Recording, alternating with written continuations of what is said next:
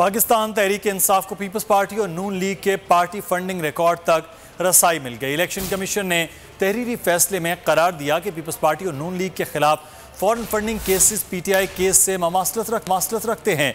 फारूक हबीब 8 दिन तक माहिरीन के साथ दस्तावेजात का जायजा ले सकते हैं। वजीर ममलिकत ने फैसला मौक़िफ़ की फतह करार देते हुए कहा कि बिलावल और मरियम के जाली अकाउंट सामने लाएंगे।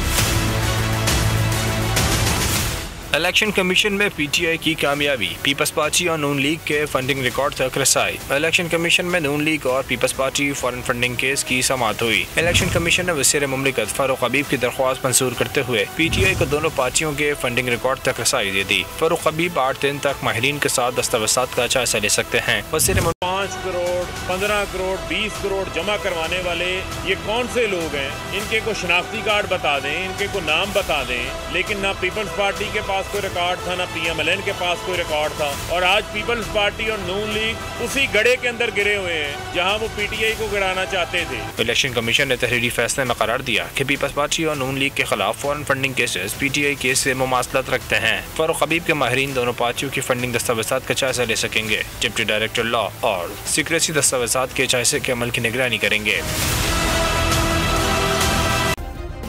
सब्सक्राइब करें और बेल दबाएं ताकि कोई खबर रह न जाए।